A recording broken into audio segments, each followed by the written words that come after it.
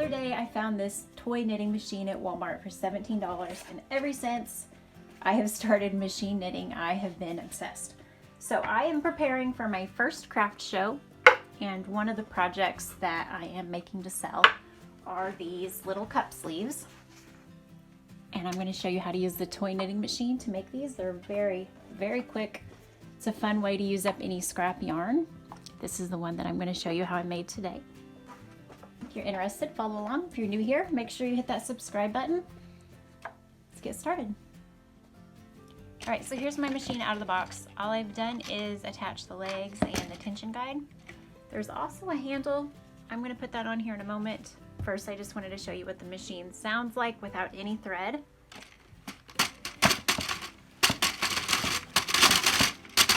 Because it sounds like crap.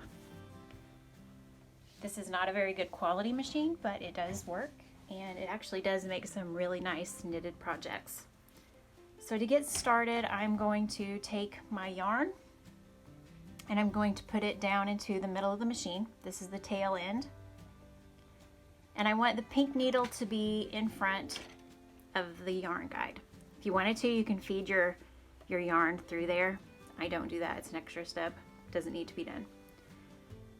I'm going to start by wrapping my thread around the pink needle. And I'm going to crank my handle, and I'm just going to start weaving around these needles. So I went in front of the pink needle. Let me start again. I'm going in front of the pink needle, then I will go behind the next.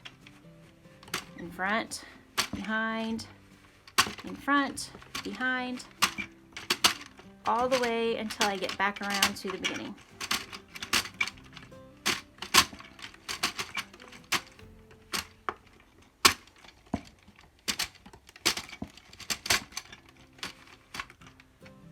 Alright, so now I'm back to the beginning. I'm back to my pink needle. I'm going to go ahead and put my yarn through the guide. I'm using Dollar Tree yarn. That seems to work best in all of my machines, all two of my machines. I'm going to go through this middle tension guide. And for this first row, I'm going to go pretty slow and make sure that nothing is getting, no stitches are being dropped.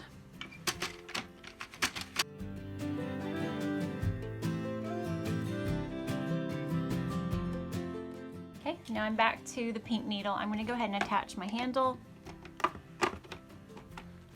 And I'm going to just crank as fast as this crappy little machine will allow.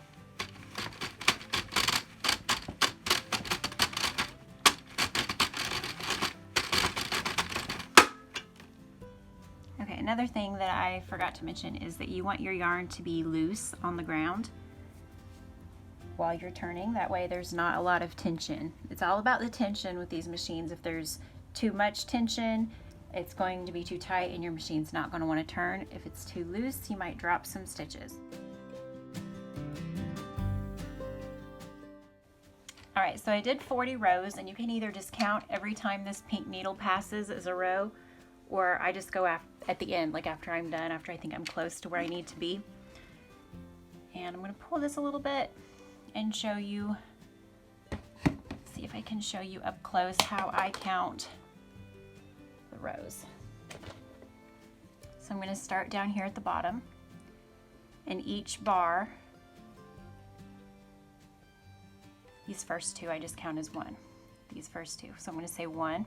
I don't know if that's proper or not, that's just what I do. So I'm going to count that as one row, 2, 3, 4, 5, 6, 7, 8, and each bar is a row.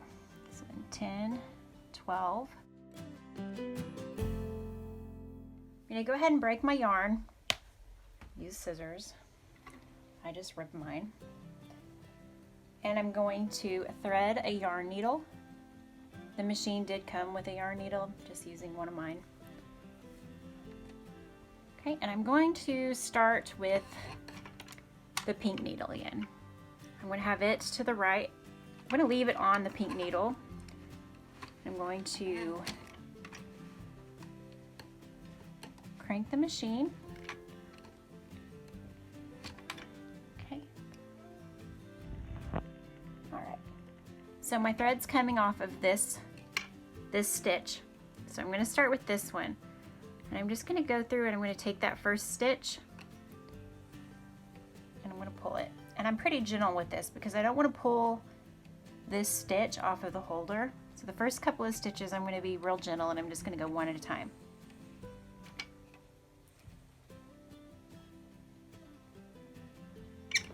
And I'm going to turn my machine a couple more.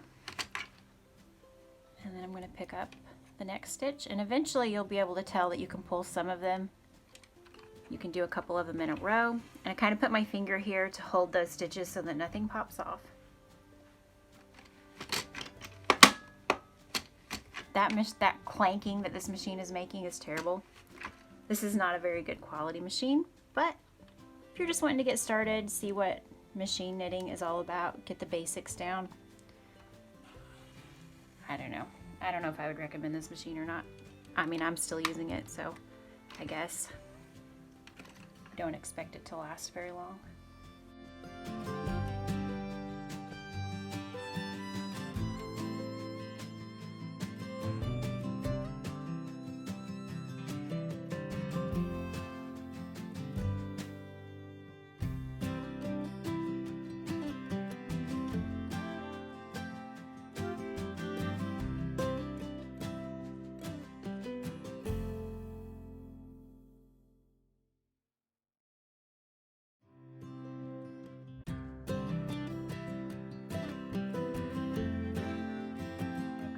Of the machine and you can see that it looks really pretty. Like for a toy knitting machine, that's really nice, and I didn't have a single dropped stitch with this Dollar Tree yarn. I'm not going to do a video or show you how I fix drop stitches because I am not an expert at that at all. I'm going to go ahead and I'm just going to start slowly pulling on this end. I just have my needle still attached there, and as I pull on that, it's going to close it up.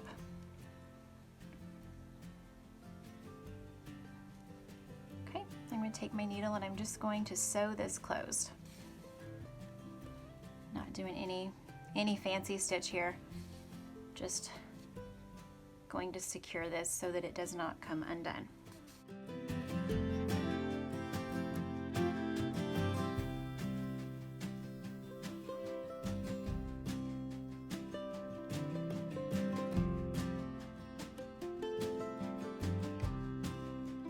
Now I've got both of my ends closed off. They're cinched up and closed off. The next thing I'm going to do is I'm just going to bring them together right here, and I'm just going to sew them together.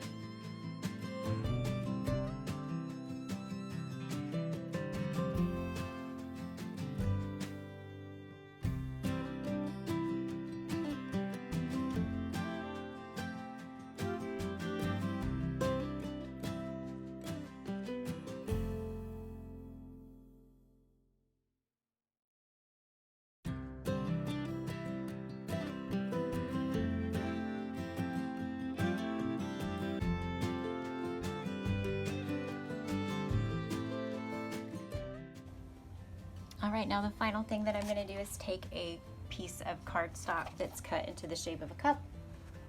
I'm going to slide that on there. I got these stickers from Hobby Lobby. They're kind of hard to see. You see Made with Love. I'm going to pop one of those on there. And it's good to go.